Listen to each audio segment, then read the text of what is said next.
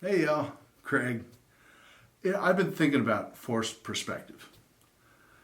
You've seen it used in backgrounds for movies, stuff where they create art to make it look like something's really big or really far away, while actually it's just right behind the person. Maybe if you've been to Disney World, something like that, you'll notice like buildings look much bigger than they actually are. It's that kind of facade thing where the windows are a little bit smaller as they go up. You probably know what I'm talking about. It's a trick of the eye. It's something, especially in two dimensions, that looks very convincing, but it's not real. And it seems like we're living in the land of false perspective. Examples. A good one would be the virus we're dealing with. The virus, as I've mentioned, pretty sure I've had it.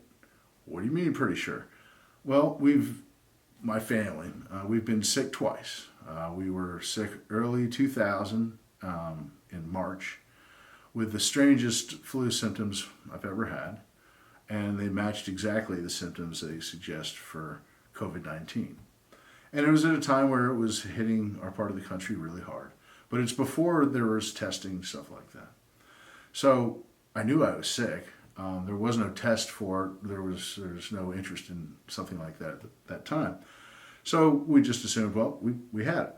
And it was a tough thing to shake because, I was sick for a couple of days, really sick. Like I didn't want to move, couldn't hardly breathe, had to sit up. I'm kind of a big guy, so I fit right into into the description of somebody that would get it. I'm A negative. That's another kind of thing. But then about a month ago, we got sick again. And it was funny, the first time, we've got two sons who are in their 20s. They weren't affected at all. This time, both boys were pretty sick, for a number of days, just really sluggish, just not feeling great at all. I got hit by it pretty hard for about a day, and then I just kind of felt crappy for about a week. My wife had it solidly for at least a week. She just felt really bad. I still can't really smell much, and it's been about a month. All of us we've just lost the sense of taste, right? So, what's my point? My point is, I've been sick twice by something that would appear to be COVID, maybe the first version and then the D variant, maybe. I've never been tested. I know when I'm sick, right? But I've felt all along that, well, that most likely had to be COVID. So therefore, I've recovered and I've got the natural antibodies. And as we've learned throughout our entire life, if you've recovered from the flu or some sort of cold, chances are you're not going to get it again. At least not for quite a while. You've built up your antibodies, and we all know how that works. Until forced perspective, until this year. And it's funny when COVID first started off, and they brought in the usual people to speak about what we should be aware of. Fauci, of course, was one of the first people out there. Been in government for close to 40 years, third highest paid guy in government. We know the story, right? Fauci is a virus animal. This guy lives for this stuff. Now, he's not a doctor that goes around and sees patients, right? He's a guy that goes around and sees television stations and gives opinions. And again, forced perspective. His perspective is maybe a little bit different. His perspective is from the perspective of a guy that hands out tens of billions of dollars worth of research, okay? And everybody knows that, almost all science, funding is everything. If you can't get funded, you can't do your work. And Fauci hands out tons, through the NIH and through other organizations that he's in charge of underneath that. He really has a great deal of power by handing these things out. And because of that, Fauci sort of dictates what people are looking for. Obviously, if you work for Ford, you're not going to look for ways to make Toyotas work better. You're going to work on Ford stuff, and you're going to work on stuff they tell you to work on. And so when Fauci hands out these big, foundation grants to do science, people understand that they're supposed to do science to suit the needs of what Fauci's looking for. And that's not really a forced perspective. That's just forced science. Let's call it that, okay? But when Fauci comes in front of the TV cameras and tells us his point of view, it's a forced perspective because he's accustomed to pushing science the way he wants it to be. And he's grown very, very wealthy by doing this. I mean, not only is he one of the highest paid people in government, but he receives all kinds of awards. He just received one for over $1 million recently. And ironically, of course, it's from these drug companies that are made very rich by doing what Fauci wants them to do. If they comply with his wishes, he funds them more. And everything works that way to a certain extent, right? But especially in science. When we look at weather science, same deal, forced perspective. They tell us CO2 is the driving force behind climate change. But CO2 that's a chemical reaction, okay? The weather works on physics. They're two different animals. So if you mess up your atmosphere, let's say by putting too much CO2 in it, which, by the way, CO2 is much less, it's something like 0.005 or something like that of the makeup of air, okay? It's really, really, really, really minimal. So if you mess it up a little bit, it's really not going to make a difference. The atmosphere is pretty good at self-regulating itself anyway. But what's happened is that we've been preached to for the longest time that CO2 is our main concern.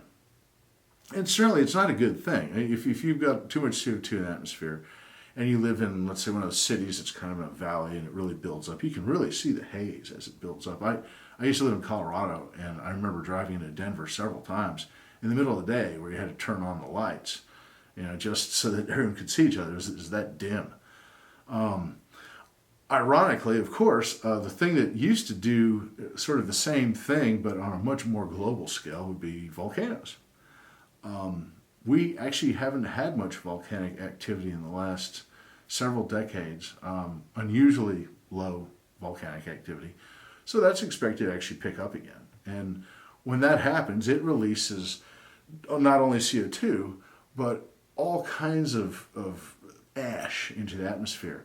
And that will cause a difference. That will cool off the whole planet to a certain extent because, it kind of acts like putting on sunglasses, right? It filters the sun.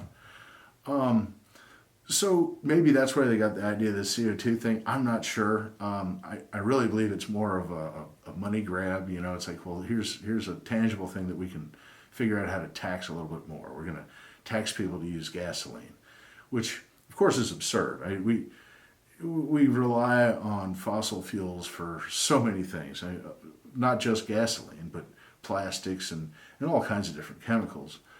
It comes right out of the ground, even though people say that it just causes this incredible pollution. The fact of the matter is the Earth knows exactly what to do with it because it is natural. It's a substance that comes out of the Earth. The Earth knows what to do with it. If it makes a big mess around us, that's our problem, not the Earth's. Okay, but again, it's been forced perspective that we have to see climate as hostile, which is kind of funny. You don't get a choice, right? The climate is what it is. That it can be manipulated by men, which it can't. We can't change the climate. We can't stop hurricanes. We can't forecast the weather 3 days in advance. This whole last week, I was expecting rain. Every day, good chance of rain. No rain. And how often does that happen? We all know that we're horrible at forecasting weather. And so we're also horrible at forecasting the future of weather. And, lo and behold, all the forecasts that they've made since they created this kind of climate crisis have been dead wrong. Remember, we're going to go into like the some sort of nuclear winter kind of thing for a while, and then we're going to burn up, and they never know what's going to happen. But the fact of the matter is that we've stayed pretty much the same. And it's also kind of an exciting field when you talk to real scientists that are really looking at how weather works and understand that the sun is actually the thing that affects our weather the most, and its interaction with our magnetic energy and electrical energy, all these things being super related. That's the driving force. But that's a whole nother subject. It's, again, forced perspective. We're supposed to see it a certain way, never mind what these folks are saying over here. And going back to the virus, Fauci has told us a certain way to believe, and he has been on every major station, right, and basically said the same thing. Although, in the beginning he did not, remember? In the beginning he said, oh, masks are ridiculous, and that was a true statement because, there have been studies done on masks, and they have found masks to be ineffective. That's something like this. Why? Because the virus is much smaller than the mesh of the mask. It goes right through. And not only that, but you're sucking through and blowing out. You're talking about forced perspective, forced back and forth with the virus. But it's one of those things.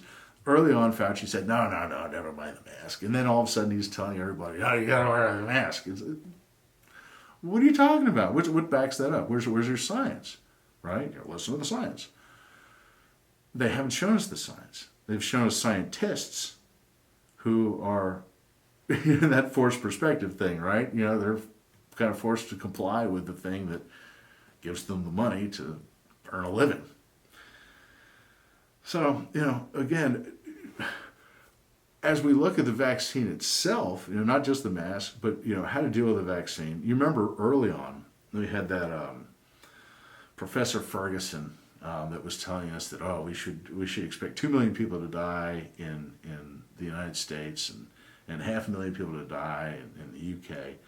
And he got everybody all stirred up. And again, this is a professor, but really he's a numbers guy, and he's almost always wrong. I mean, wildly wrong. But that's that forced perspective thing. He said, "Oh, you've got to be panicked." Well, we should be panicked, and we should lock down. You should social distance. You should stay away from people. Okay, so that's the forced perspective. But then found out that he, lo and behold, gets the COVID. Is supposed to, isolate himself, but instead he's seeing this married lady in a relationship, and they're caught. And I guess it was okay with her husband, but not with everyone in England. They're like, hey, you're the guy that told us we're supposed to lock down, and here you are just acting normal. And how many times have we seen that since this whole thing started? I mean, how many big-time politicians who have been acting like dictators have we seen at parties just acting like normal, right? I mean, everyone from Obama's party, right? Nobody's wearing a mask, to Pelosi out in the vineyard, no one's wearing a mask other than the servers, of course. They don't believe it. It's forced perspective. We have to see it the way they're telling us to, not the way that they're reacting to it, right? Don't look at this picture, look at this false picture. Same with, they tell you, oh my gosh, all the hospitals are packed. They're to capacity. What are we going to do? We're panicked. But, there's been people visiting the parking lots of all these hospitals, and they're empty. And the fact is that, the hospitals are empty because no one's working there, right? People don't want those jobs. People don't want any jobs right now, right? I mean, we've seen this. I mean, go anywhere. Go to a hardware store, a restaurant, car dealership, wherever. They're short on employees. People need employees, right? Hospitals, no different. And obviously, it's kind of tough to work in a hospital these days because of the COVID thing. So, yeah, they're overwhelmed because they're understaffed. And the staff that is still there is way overworked. They don't have time. They don't have time to sit down and read all these documents and studies and things on the virus. They have time to just show up to work their ass off, try to use, all the safety protocols they're supposed to do, comply to everything else, turn around and go back. They're scared to death, just like everyone's scared to death over this virus. And it's forced perspective. It's needless. Because if we were to look at this thing for the reality of it, and we actually looked at the numbers and compared it to years before, it just wasn't that bad of a virus. Now, if you've got health issues, if you're way overweight, and over 50, you've got something to worry about. I mean, it's a serious virus. It doesn't mean it's not a virus. But what I mean is that it can be beat in most cases. I mean, we've seen that. It's 99.5 or less, depending on their age group. Almost everybody recovers from it. Not everyone, sadly, but the flu takes people every year, which is an odd thing. Again, forced perspective. We look at the numbers. We look at the flu numbers. It was like there was no flu last year. We know what happened. Everything that could be called COVID was called COVID. Everybody that had any kind of flu was COVID. Anyone that had a cold, it was COVID. Anyone that had any kind of infection, it was called COVID. Why? Well, hospitals get reimbursed a lot more money by having a COVID patient. And when they're largely empty, they need to be recovering as much money as possible. So there's incentive there. There's also incentive in the sense that they're only told that forced perspective thing. People like Fauci are only telling our health professionals what they want them to think, what they want them to know. Okay? So their health protocols are not really in line with the protocols that have been formulated by experience. Only because their toolkit is distributed by the health networks that they belong to. And if the health network, like I said, like if you work for Ford, you work on Ford stuff, right? If the health network gives you this, you're not going to go look for this. It's not in your toolbox, and they're not going to give it to you. So this is what you know about, and this is what they're going to teach you about. So they're going to teach you about stuff like remdesivir, which really hasn't been effective, but it has been extremely expensive. And there's other things. There's interferon, stuff like that, which like Trump took, which seems to work really, really well. We've got, I think, 1.5 million doses of it in reserve. And now all of a sudden, the red states started to set up these clinics to help people because it's such an effective treatment. And hospitals weren't utilizing it. So they thought, well, we'll set up clinics to help people and give them this drug, which is very effective. And lo and behold, of course, the blue states catch wind of this. And they, hey, even though it doesn't work, because, of course, the hospital protocols that are the best, but, hey, we want that. And so now there's a big fight over who gets what and how much of it. Even though, again, forced perspective, these folks say that's not even a useful treatment. But yet it is, right?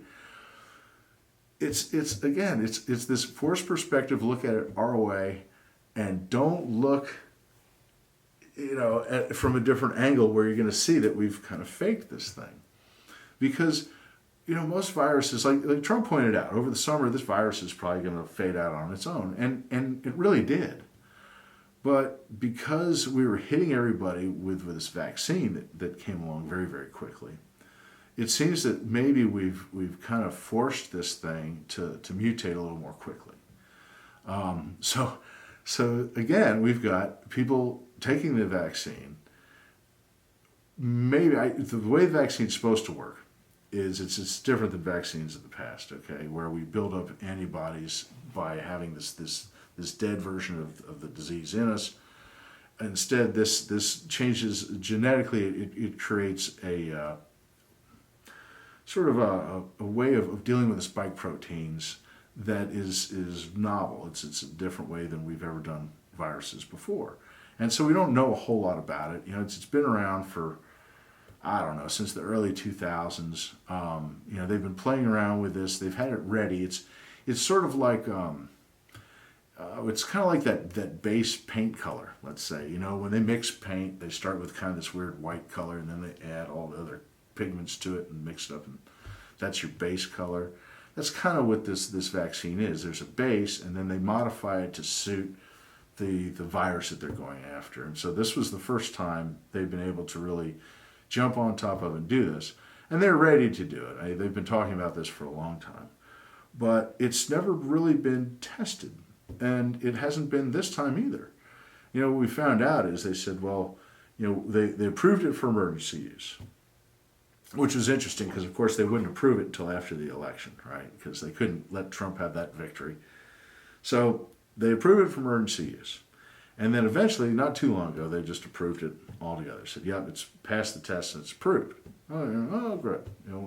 That means that, everyone should have the vaccine. And of course, we see old Joe, who It's funny. Kamala and Joe both were against this vaccine until they became president, vice president. Again, forced perspective, right? Oh, not if Trump made it, but when they're pushing it. But it's very odd. Now it's sort of like everyone's got to get this vaccine, and people have got real serious questions about the vaccine because, like I said, it's made in a different way, and we don't know much about it, and they didn't really test it like they normally did.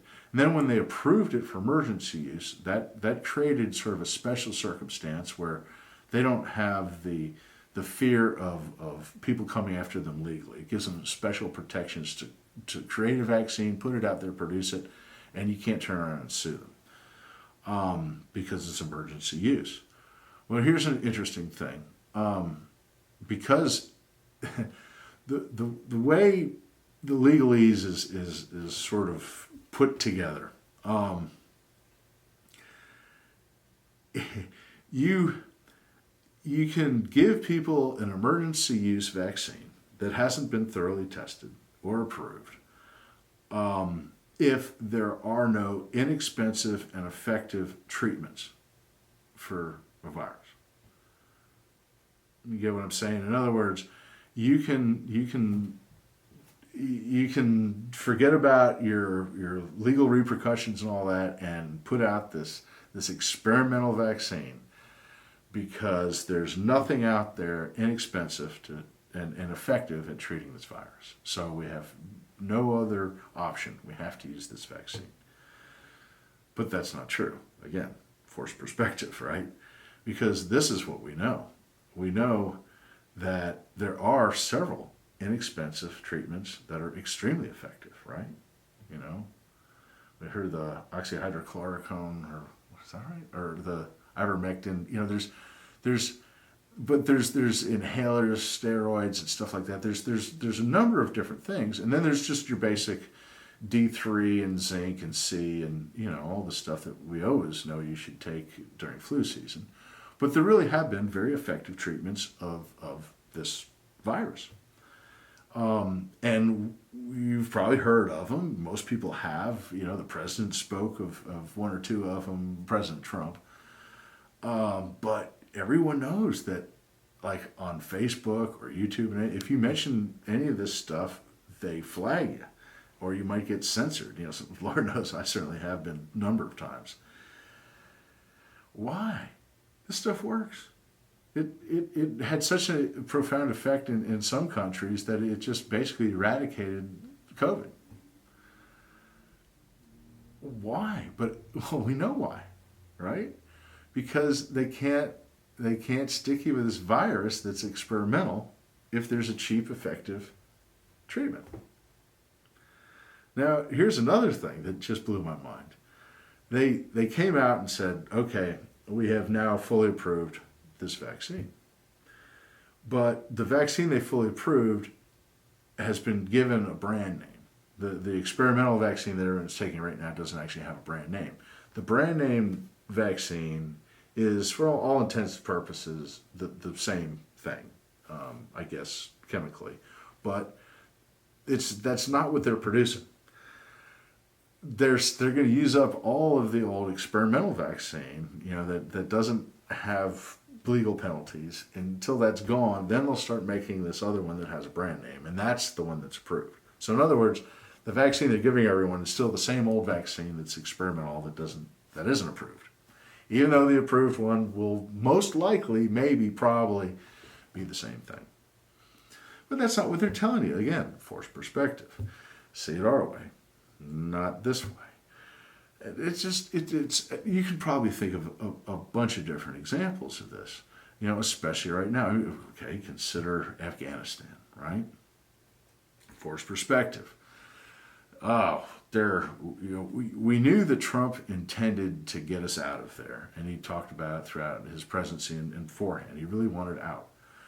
The Democrats made it really tough on him. They do everything. You remember that whole thing about I think it was the Russians had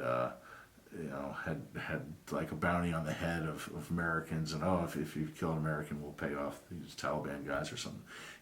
Stuff like that, just to aggravate it and make it complicated to try to get out of there. Because, face it, wars like that make a lot of people a lot of money. Selling missiles and bombs and military vehicles and jets and all that stuff it's profitable business.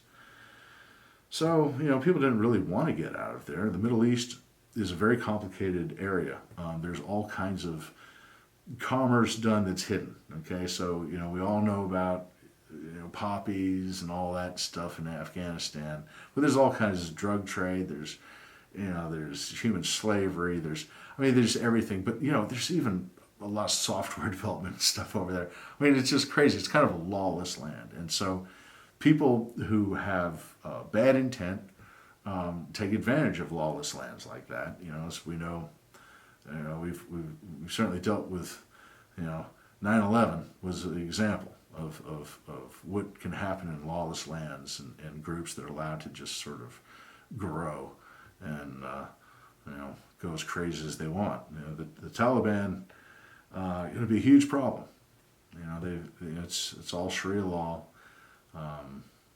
Every one of those groups, you could call it ISIS or Taliban or Al Qaeda or whatever, right? They're all the same thing. It's a bunch of tribes warring Sharia law. It's a gigantic mess. So it's been, but it's because it's a gigantic mess and no one really speaks straight.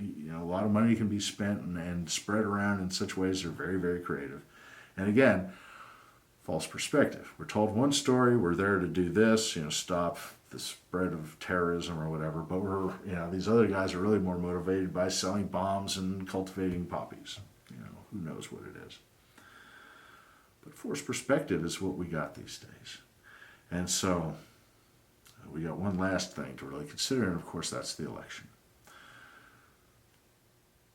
More and more people, even Democrats, are starting to realize that something happened that wasn't right. And, we were forced to have the perspective of, oh no, everything's fine, safest ever. The courts wouldn't look at it because there's nothing to look at. These people are lunatics. And of course, we just had an election in California. And the thing is, you can push the false perspective all you want. But once people get a chance to look at it from a different angle, and they see what you're up to, they'll never forget it. And so people have looked at this election from every possible angle, very talented people, and they've taken it apart. We all knew what to expect. Everything happened that we expected to have happened, and people have actually been able to identify all kinds of different fraud. And now, in a week or so in Arizona, we should see evidence of that fraud. We're seeing numbers, voter rolls that have to be adjusted. We're seeing a lot of potential very soon of something we're not supposed to see. That forced perspective of that election was fine and fair. We're about to see it for what it really is. It wasn't that. So keep false perspective in mind. Forced perspective. Keep that in mind. And have a great day. Beep, beep, beep. Thanks for listening.